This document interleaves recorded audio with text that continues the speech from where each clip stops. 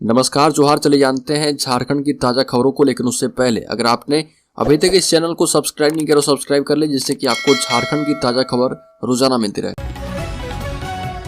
पहली बड़ी खबर, द केरला स्टोरी, झारखंड में टैक्स फ्री करने की मांग। सांसद संजय सेठ ने मुख्यमंत्री को लिखी चिट्ठी, कहा कि फिल्म में दिखाई समस्या झारखंड में भी है, इसलिए टैक्स फ्री किया जाए। सांसद संजय सेठ ने झारखंड में द केरला स्टोरी को टैक्स फ्री करने की मांग की है। सांसद ने मुख्यमंत्री हेमंत सोरेन को इस संबंध में एक चिट्ठी लिखी है और सांसद ने लिखा कि 2 दिन पूर्व द केरला स्टोरी नाम की फिल्म रिलीज हुई है। फिल्म मूल रूप से हमारी बहनों और बेटियों के ऊपर हो रहे विभिन्न प्रकार के प्रताड़ना, जुल्म और उलझन को लेकर बनी है। यह सिर्फ फिल्म नहीं है बल्कि एक मजबूत तथ्य है जिस पर केरल उच्च न्यायालय, केरल की सरकार सहित कई संगठनों और संस्थाओं ने अपनी रिपोर्ट पेश कर दी है। मुख्यमंत्री को लिखी चिट्ठी में सांसद संजय सेठ ने कहा कि फिल्म में जिन तथ्यों को दिखाया गया है उसमें झारखंड अछूता नहीं है। मीडिया के माध्यम से एवं अन्य माध्यम से आप भी समय समय पर अवगत होते रहते हैं। खबर, झारखंड मुक्ति मोर्चा विधायक लोबिन हेम्ब्रम ने कहा कि हूल दिवस के अवसर पर 30 जून को वो बड़ा विस्फोट करने वाले हैं। बीजेपी में शामिल होने से इनकार कर दिया, साथ ही नई पार्टी बनाने या आगे की रणनीति का भी खुलासा नहीं किया। मीडिया से बात करते हुए उन्होंने कहा कि मुख्यमंत्री हेमंत सोरेन का अब तक एक भी काम मुझे अच्छा नहीं लगा। गुरुजी ने अलग झारखंड दिलाया पर उनका सपना आज भी अधूरा है। CNTSPT 1932 का खतियान कुछ भी लागू नहीं हो पाया। लोबिन हेम्ब्रम ने कहा कि 1932 के खतियान के मुद्दे पर हेमंत सोरेन ने अर्जुन मुंडा की सरकार गिरा दी थी, बाद में कांग्रेस के समर्थन से सरकार बनाई। उस समय केंद्र में कांग्रेस की सरकार थी और हेमंत 1932 खतियान आधारित आरक्षण क्यों नहीं लागू करा पाए। बड़ी खबर, रांची से दिल्ली का हवाई किराया 17,000 और बेंगलुरु का 20,000 के पार। रांची से उड़ने वाली फ्लाइट का किराया आसमान पर पहुंच गया है। जिस रांची दिल्ली फ्लाइट का न्यूनतम किराया 4,000 रुपये था वो अभी 17,000 तक पहुंच गया है। जानकारों का कहना है कि किराया बढ़ने की मुख्य वजह विमान सेवाओं की संख्या में कमी होना है। यहाँ से एयर इंडिया और स्पाइस जेट की विमान सेवा लगभग 1.5 साल से बंद है, जिसका फायदा इंडिगो, एयर एशिया और गो एयरवेज ने उठाना शुरू कर दिया है। बढ़े हुए किराए में अंतिम कील गो एयरवेज ने अपनी बुकिंग बंद कर ठोक दी है। इसका असर अब यात्रियों की जेब पर दिखने लगा है। विशेष तौर पर रांची से महानगरों का विमान किराया आसमान छूने लगा है। बड़ी खबर, रांची मेन रोड हिंसा मामले में इन 6 आरोपियों पर बनेगा मुकदमा।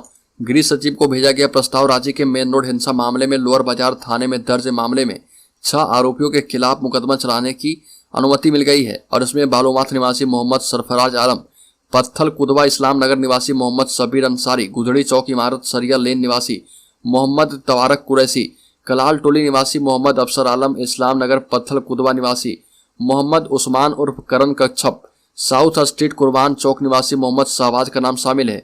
यह कार्रवाई लोअर बाजार थाना के पुलिस अफसरों की शिकायत पर 10 जून 2022 को दर्ज केस में पुलिस की जांच रिपोर्ट में और सिटी एसपी की अनुशंसा के आधार पर डीसी ने की है। बड़ी खबर, मिशन 2024 को लेकर विपक्षी दलों को एकजुट करने की मुहिम झारखंड पहुंची।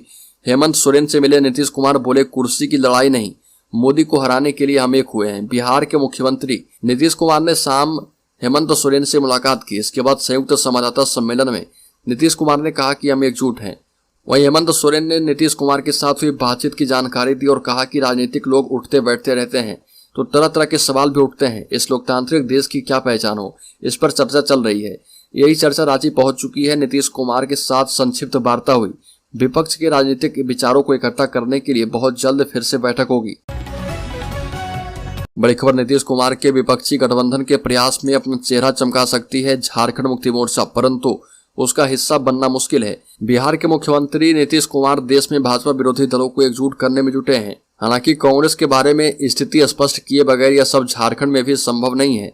इस लिहाज से झारखंड मुक्ति मोर्चा विपक्षी गठबंधन एकता के बहाने चेहरा चमका सकता है, वैचारिक समर्थन दे सकता है, लेकिन लोकसभा चुनाव में जमीनी स्तर पर होने वाला गठबंधन का हिस्सा नहीं बन सकता, क्योंकि झारखंड में हेमंत सोरेन की सरकार कांग्रेस की ही बैसाखी पर टिकी है। इसलिए कांग्रेस को किनारे कर नीतीश कुमार झारखंड मुक्ति मोर्चा को अपने गठबंधन में नहीं ला सकते। यह झारखंड मुक्ति मोर्चा की मजबूरी भी है और जरूरी भी।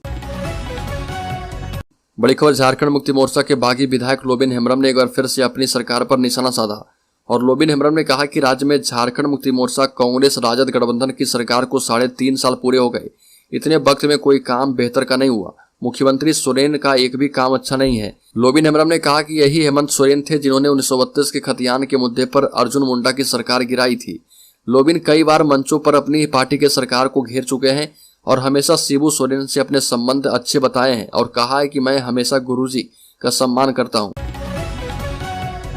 बड़ी खबर, जब झारखंड कोरोना से लड़ रहा था तभी बनी थी सेना के कब्जे वाली जमीन को बेचने की योजना। बरियातू रोड स्थित सेना के कब्जे वाली 4.55 एकड़ जमीन की खरीद बिक्री में हुए फर्जीवाड़े की कलई खुलती जा रही है। इस मामले की जांच कर रही इन्फोर्समेंट डिपार्टमेंट आरोपियों से पूछताछ कर रही है। इससे चौंकाने वाला खुलासा हुआ है। पता चला है कि इस फर्जीवाड़े की शुरुआत वर्ष 2020 में हुई थी, जब झारखंड सहित पूरा देश कोरोना से लड़ रहा था। उस दौरान जमीन दलाल एवं रिम्स के कर्मचारी अफसर अली उर्फ अफसू खान ने जमीन की जानकारी निकाली। इसके बाद उसने माफिया और अंचल अधिकारियों से मिलकर जमीन के दस्तावेज में फर्जीवाड़े की योजना तैयार की। और चूंकि कोविड के कारण उस समय ऑफिस में लोगों का कम आना जाना रहता था, इसी का फायदा उठाया और कोलकाता जाकर जमीन के दस्तावेज में हेराफेरी की। बड़ी खबर, झारखंड और बंगाल में फिर से गरमाने लगा सीमा विवाद। फॉरेस्ट रेंजर्स कर रहे दावा। झारखंड बंगाल के वन विभाग के बीच सीमा विवाद एक बार फिर से गरमाने लगा है। जहां एक तरफ बोकारो के सेवती घाटी के ग्रामीण यहाँ की जमीन को झारखंड का बता रहे, तो वहीं दूसरी ओर बंगाल के फॉरेस्ट रेंजर्स इस जमीन पर अपना दावा ठोक रहे। झारखंड बंगाल के वन विभाग के बीच सीमा विवाद सालों से जारी है और आज तक इस विवाद को खत्म नहीं किया जा पाया। अब एक बार फिर से बोकारो के कसमार प्रखंड के सेवती घाटी में झारखंड बंगाल के वन विभागों में सीमा को लेकर विवाद के हालात बनते जा रहे हैं, जिसके चलते लगातार 3 दिनों से जमीन की माफी कराई जा रही है, लेकिन अभी तक इसका कोई नतीजा नहीं निकल पाया है। बड़ी खबर, रांची में 76 एकड़ जमीन पर जल्द बनेगा Jharkhand medico city. CM Soren बैठक कर अधिकारियों को दिए निर्देश। आपको बता दें कि मुख्यमंत्री हेमंत सोरेन ने रांची में झारखंड मेडिको सिटी की स्थापना को लेकर अधिकारियों के साथ उच्च स्तरीय बैठक की। इस दौरान झारखंड मेडिको सिटी की consultancy agency Ernst and Young के प्रेजेंटेशन को देखा और कई जरूरी निर्देश दिए हैं। सीएम ने कहा कि रेन पास रांची की जमीन पर पीपीपी मॉडल पर झारखंड मेडिको सिटी का स्थापना प्रस्तावित है। ऐसे में जमीन का उचित इस्तेमाल किया जाए। बड़ी खबर, राज्य के सरकारी स्कूलों में गर्मी छुट्टी के दौरान उत्तर पुस्तिका मूल्यांकन को लेकर निर्देश जारी किया गया है, लेकिन शिक्षक संगठनों ने इसका विरोध किया है। साथ ही कहा कि इससे शिक्षकों को काफी परेशानी होगी। शिक्षक संघ ने जेसीईआरटी से निर्णय वापस लेने की मांग की है। जेसीईआरटी अब यह निर्णय वापस ले सकता है।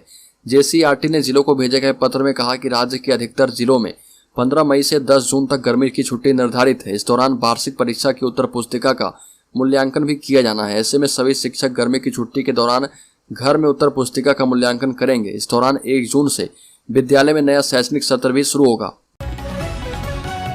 बड़ी खबर, अस्थायीकरण की मांग कर रहे 48 स्वास्थ्य कर्मियों को तोहफा दिया गया। मानदेय में 15% वृद्धि।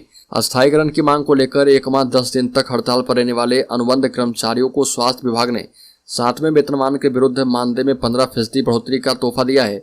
हड़ताल अवधि का भी इन्हें मानदेय भुगतान किया जाएगा। इसके लिए हड़ताल की अवधि को समायोजित करने के लिए इनसे राजपत्रित अवकाश देय अवकाश के दिनों में सेवाएं ली जाएगी। स्वास्थ्य विभाग के उप सचिव ध्रुव प्रसाद ने इसका आदेश जारी किया है और यह आदेश बीते 25 फरवरी को स्वास्थ्य मंत्री की अध्यक्षता में झारखंड अनुबंधित पारा चिकित्सा कर्मी संघ और झारखंड राज्य एएनएम जीएनएम कर्मचारी संघ की आयोजित बैठक में लिए गए निर्णय के आलोक में किया गया।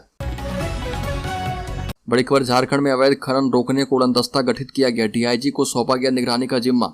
झारखंड में सभी तरह के अवैध खनन और कोयले की तस्करी रोकने के लिए सरकार गंभीर है। इसकी रोकथाम के लिए सभी प्रमंडलों में उड़नदस्ता बनाया गया है। आपको बता दें कि झारखंड सरकार के खान एवं भूतत्व विभाग ने राज्य पुलिस मुख्यालय को अवैध खनन की रोकथाम के लिए प्रमंडलीय स्तर पर उड़नदस्ता के साथ संबंधित क्षेत्र में छापेमारी में समन्वय एवं सहयोग के लिए टीम की मांग की थी और इसी के मद्देनजर उड़नदस्ता बनाया गया। रेंज आईजी एवं डीआईजी के अधीन प्रमंडलों में यह टीम संपत्ति मूलक अपराध, रंगदारी एवं अन्य अवैध कारोबार में संलिप्त अपराधियों के खिलाफ भी कार्रवाई करेगी। बड़ी खबर, रांची की प्रमुख सड़कें होंगी चौड़ी, चौराहे बनेंगे लेफ्ट टर्न फ्री। आपको बता दें कि राजधानी रांची में यातायात को सुगम बनाने के लिए प्रमुख चौराहों का चौड़ा कर लेफ्ट टर्न फ्री बनाया जाएगा। जेल चौक, करमटोली, स्टेडियम चौक सहित अन्य व्यस्त चौराहों को चौड़ा करने का निर्णय किया गया है। लेफ्ट टर्न फ्री करने के लिए आवश्यकता मुताबिक सड़क चौड़ी की जाएगी। इसके लिए आसपास मौजूद सरकारी कार्यालय या घरों की जमीन का उपयोग किया जा सकता है। इस बातों पर मुख्य सचिव सुखदेव सिंह की अध्यक्षता में रांची ट्रैफिक सिस्टम के विषय पर बैठक हुई। मुख्य सचिव ने पथ निर्माण विभाग के सचिव सुनील कुमार को निर्देश दिया है कि अल्पावधि इंतजाम करते हुए तत्काल राजधानी के ट्रैफिक सिस्टम को सुगम बनाएं। चौराहों का चौड़ीकरण और लेफ्ट फ्री के अलावा साज सज्जा भी किया जाएगा। सड़कों का साइनेज, सिग्नल, जेब्रा क्रॉसिंग सहित अन्य यातायात चिन्हों को बेहतर और सुस्पष्ट तरीके से बनाया जाएगा। बड़ी खबर, चिटफंड कंपनियों के पीड़ितों के पैसा वापसी पर हाईकोर्ट ने सरकार से मांगा जवाब। झारखंड हाईकोर्ट ने चीफ जस्टिस संजय कुमार मिश्र एवं जस्टिस आनंद सेन की खंडपीठ में गरीबों की गाढ़ी कमाई लेकर संपन्न हुए चिटफंड कंपनियों के मामले में दायर जनहित याचिका पर सुनवाई की। राज्य सरकार के द्वारा हाईकोर्ट के आदेश के आलोक में दिए गए जवाब पर कोर्ट ने कड़ी नाराजगी जाहिर की है। कोर्ट ने स्पष्ट रूप से चेतावनी देते हुए कहा कि 11 जुलाई तक आप ये बताएं कि प्रभावित लोगों की समस्या के लिए पैसे वापसी के लिए कमेटी का गठन किया गया या नहीं। अगर नहीं करते हैं तो कोर्ट कठोर आदेश पारित करेगा। मामले की सुनवाई के दौरान राज्य सरकार की ओर से शपथ पत्र के माध्यम से जवाब दायर कर बताया गया कि राज्य सरकार ने प्रभावित लोगों की समस्या के निदान के लिए वर्ष 2013 में एक एक्ट बनाया है। उसके हिसाब से प्रभावित लोगों की समस्या का निदान किया जाएगा। बड़ी खबर, राज्य में जन सेवकों का घटा ग्रेड पे बढ़ा टेंशन। सरकार की योजनाओं को प्रखंडों में लोगों तक पहुंचाने में जन सेवकों की जो अहम भूमिका होती है उसे सरकार भी जानती है और यह वो कड़ी है जिसकी बदौलत किसी योजना को जमीन पर उतारा जाता है। जनसेवक सीधे लाभुक से जुड़े होते हैं और ये लाभुक को योजनाओं के बारे में बताते हैं, साथ ही उन्हें राशि आवंटित होने की जानकारी देते हैं। इस तरह से सरकारी योजनाओं के कई कार्य प्रखंडों में इन जनसेवकों के जरिए पूरा होता है। लेकिन 12 साल सरकारी विभाग में सेवा देने के बाद ग्रेड पे कम करने से अब जनसेवक नाराज हैं।